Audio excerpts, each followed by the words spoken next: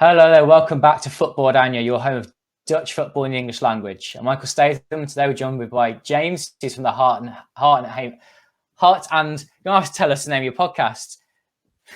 Yeah, I'm more used to it than yourself, Michael. I think yes, we're Heart and Hand, the Rangers podcast. Do you know what it was? It was your username. It threw me off for a second. I was like, I know it's a Heart and Hand podcast, but it was just going out of my head. Well, I've been on your podcast, James, to preview the Rangers PSV game. We're going to talk about that Champions League playoff, and I'll be touching up as well about the Twente and RZ games because it's a crucial week for Dutch football, with three teams potentially getting to group stage European football. But for PSV, they have this huge tie against Rangers, starting in Scotland and the return being in Eindhoven. We're going to be previewing the two games, starting with the first leg. I want to get your view, James, on Rangers, who are their key players coming into the game. But just to start from the PSV perspective, I mean, they've come in here with a strengthened team from over the summer. They are up there with Ajax this season. That was something we covered in our Eredivisie season preview podcast. You haven't checked that out yet, do so on YouTube or SoundCloud. And it feels like there's a sense of optimism amongst PSV. The coach, Ruud van Nistelrooy, has come in and he's been assured, he's been steady, and he's won some games so far for PSV. I think a lot of Dutch football fans feel as though PSV have the edge over Rangers. They've got Cody Gakpo still. He hasn't left yet for a big transfer to England. The left wing is going to be pivotal, I think, in proving that he's ready for a bigger stage. He was a little quiet against Monaco, a little quiet again in that game against Leicester last season where people really wanted to see him step up. Luke de Jong's been really good as a new striker. And Joe Veerman stepping up and attacking midfield.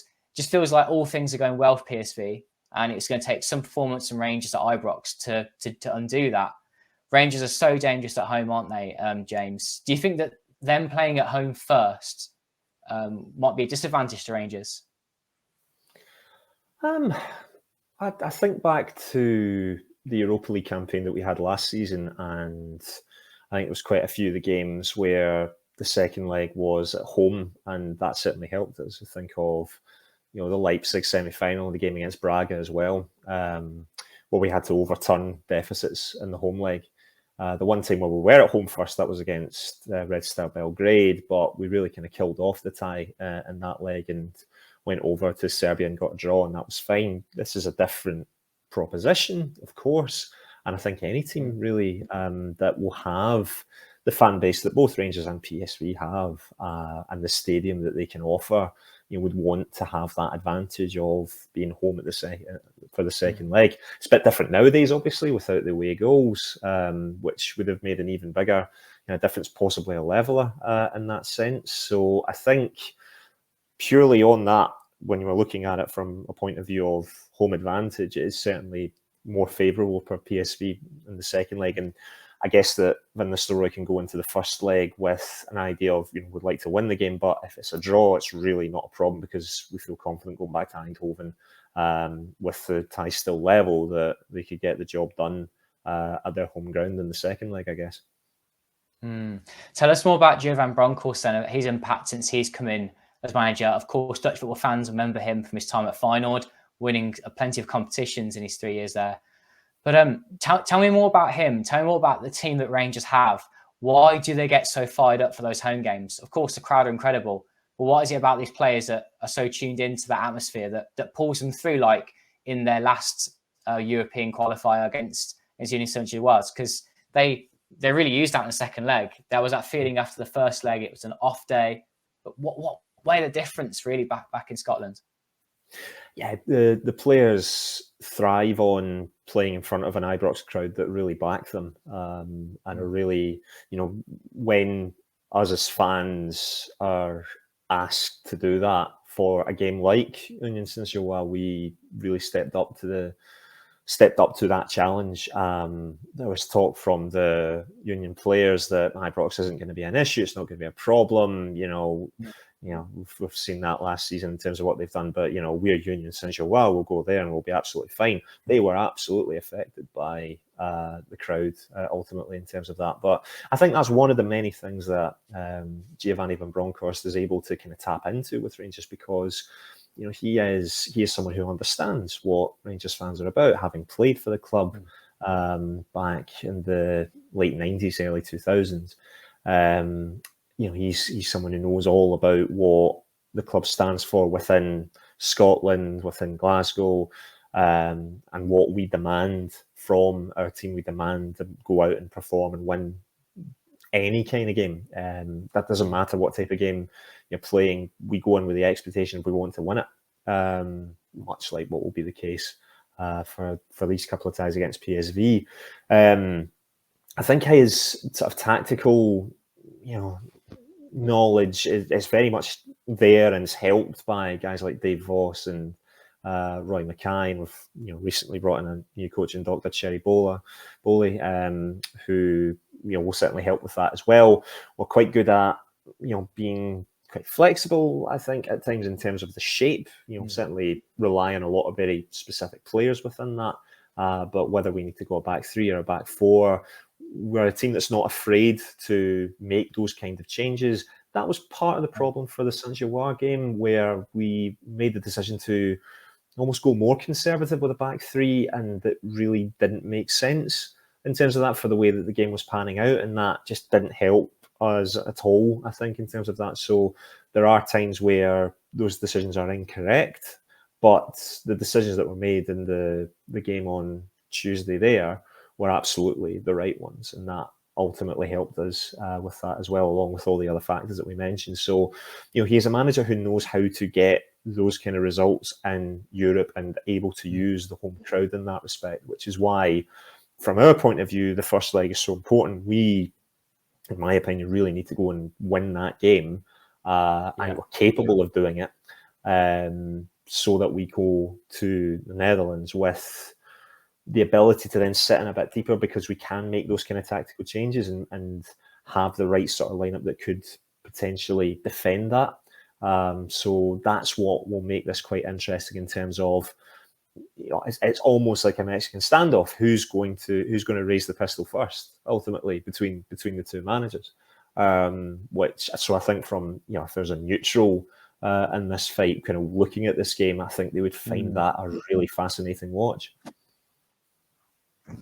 Your neutral's going to love this tie, and there's lots to enjoy about it.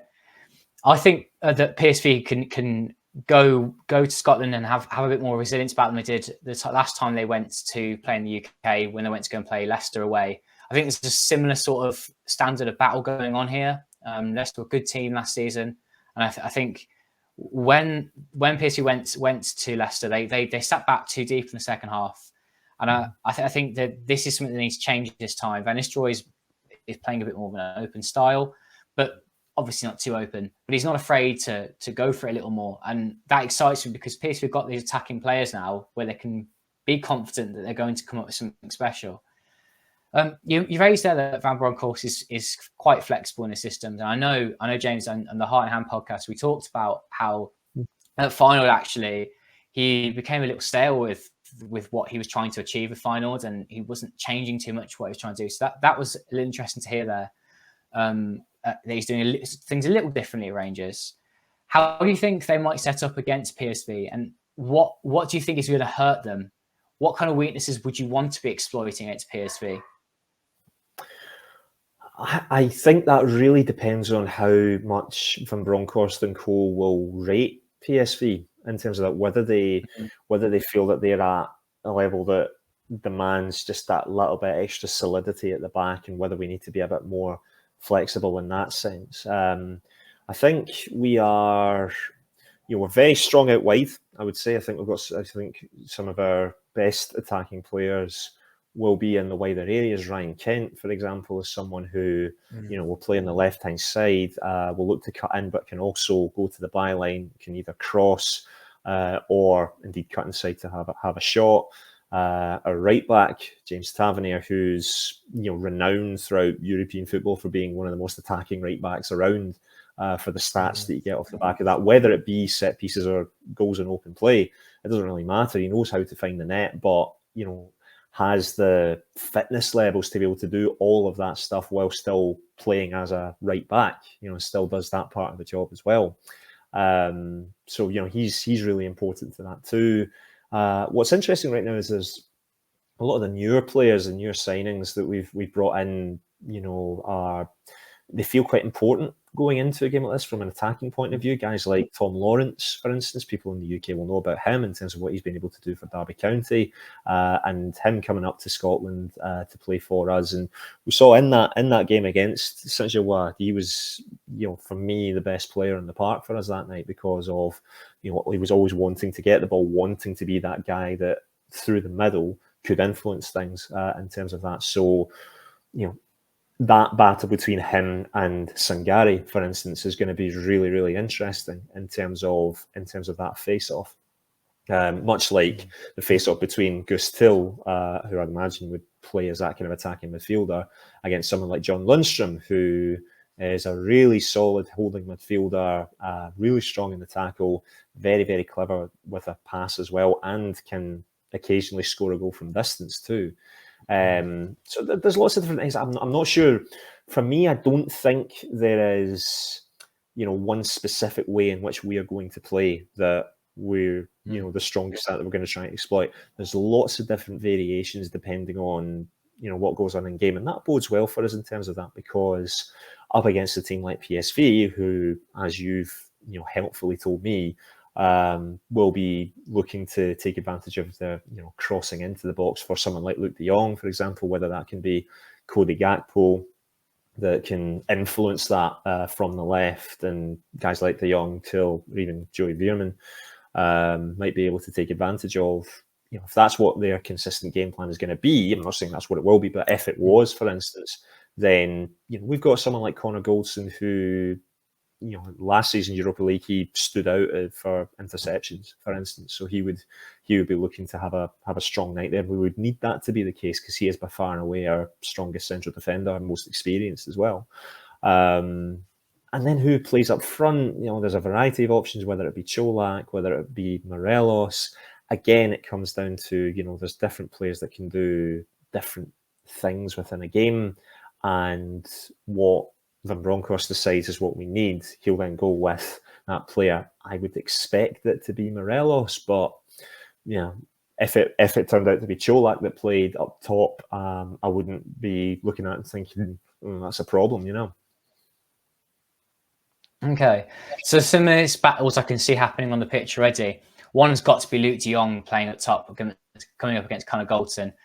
Luke de Jong has been great so far since coming back to PSV. But I wonder whether this presents a completely different battle of a team that are going to be strong in the air and be strong in general in these physical battles. And it might be up to someone like Joe Veerman to take a hold of a game and try and impress on a higher level. He did it against Monaco, but the three goals all came from crosses in that second leg to give PSV a 3-2 victory. Can they do the same thing again? This is part of the fascination of this battle. Can PSV do to Rangers what they have been doing so well this season, but now they're up against a team that might quite like to defend that kind of situation. To have James Tavernier up the right wing, leaving that space, Cody Gakpo on the PSV left, that could be interesting if he's going to get in behind the counter-attack. Or it might be a case of Gakpo having to come and defend really deep to try and stop the right back coming flying forwards. Yeah, it's going to be interesting, that's for sure.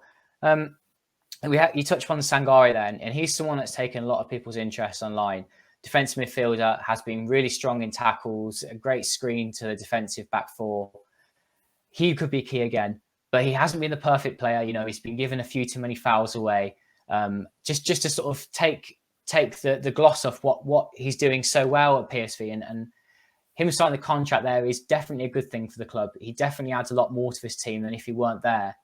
So I think if PSV were to get an injury or to take someone off, they've been doing too many substitutions in these big games and having to take key players off to bring fresh legs on. Fair enough, but it's kind of diluting the quality that they start the game with. They've got, I'd say, 6, 7, 8 key players in that pitch, and it's the fullback areas where I'd be slightly more worried about. Philip Max is the German left back.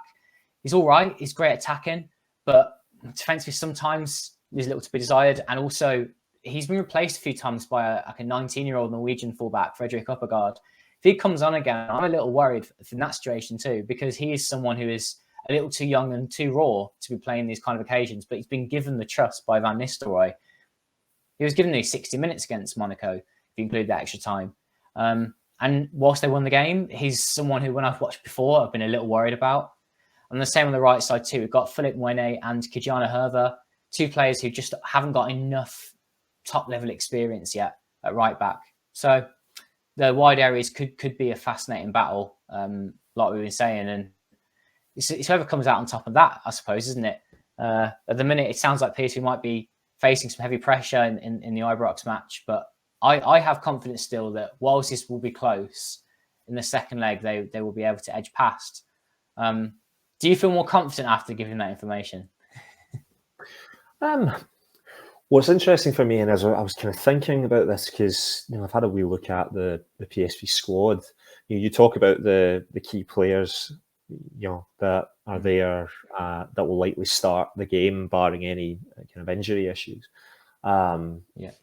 The key word for me is depth.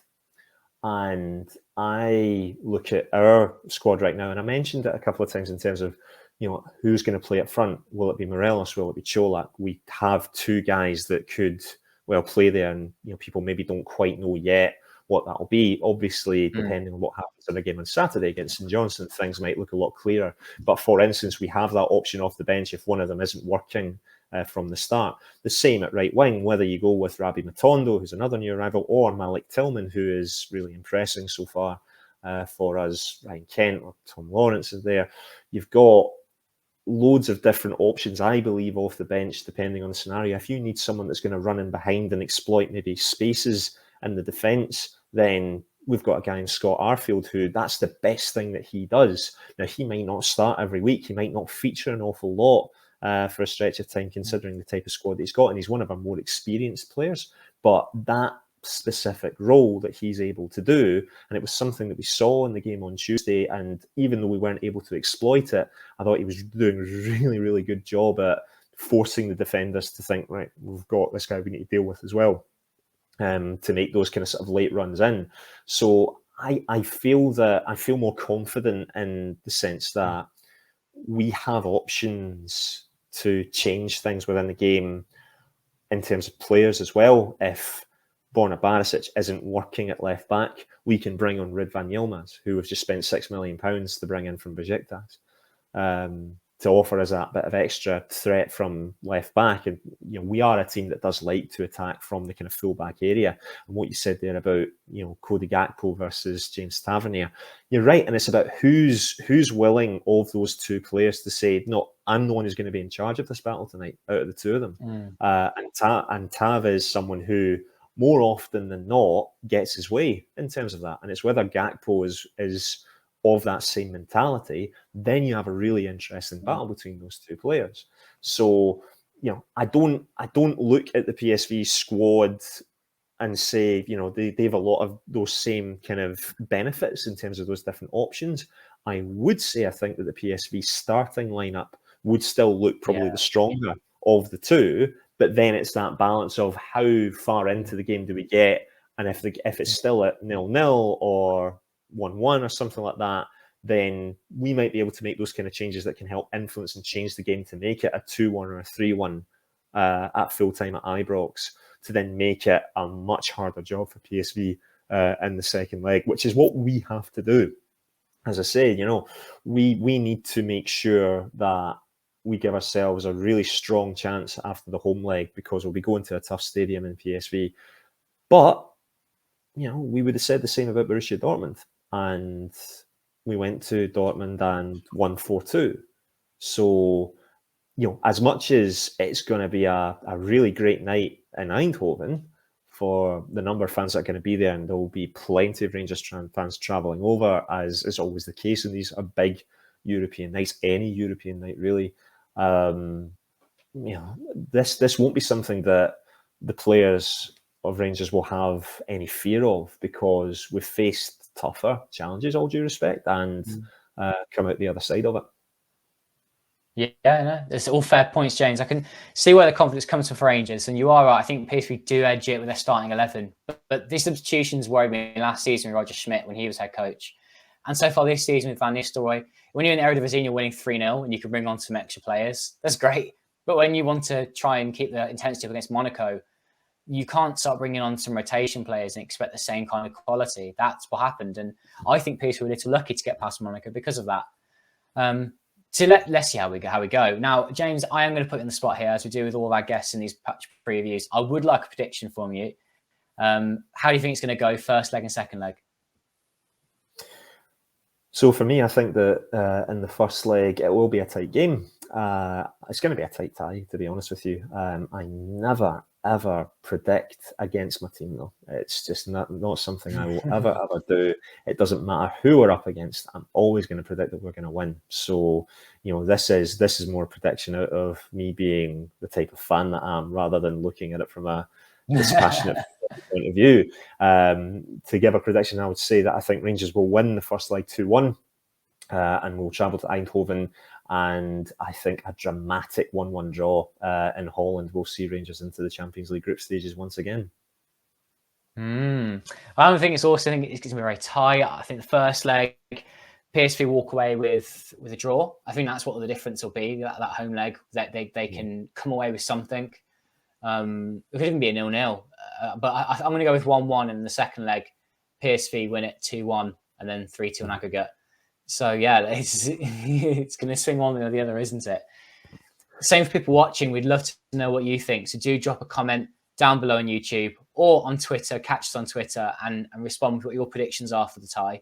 First leg and second leg. Who makes it through, PSV or Rangers? We'll have to get a poll up as well on our Twitter page and see what you Dutch football fans think. There are other ties as well in the European week coming up. We've got RZ against Gil Vicente from Portugal and Twente going to Fiorentina. It's a really tough trip for Twente, but we want to have all 5 teams from the Netherlands again into the European group stages if possible. Happened last season, first time in a long time. Even 4 would be pretty good. I think Dutch football fans would agree. We're slightly obsessed with the coefficients, just like Scotland are. We want to see our league getting as high as possible in the rankings. The minute the Netherlands are 6th, and if they finish there this season, then they will reap the benefits in future of having the 3rd Champions League spot and 2 automatic in the group stages.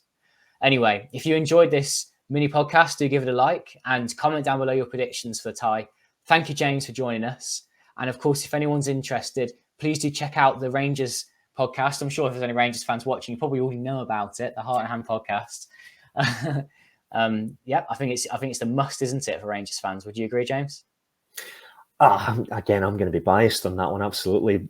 For as club as big as we are, there's many different options for people in terms of the different media that they have to enjoy. But we're very proud in what we do, what we have done so far, and what we will continue to do. So yes, if people have an interest in Rangers and want to check out a podcast that they maybe haven't done so yet, it's Heart and Hand. You can follow the podcast at IbroxRocks. You can also follow me at HeartandHandPodcast on Twitter as well for all sorts of updates on our club as well. And very much looking forward to this, and hopefully a Scottish team doing a bit better against the Dutch team this time as opposed to what happened this week. It was a good result for RZ. Much better performance than them. Thank you, James, again. And you say there about it being the best Rangers podcast. We are the only English language Dutch football podcast, because every time another competitor comes around, they don't stick around long enough. So yes, people have to resort to us. No other choice. No other choice. Thanks everyone for watching, and again, leave down your predictions in the comments.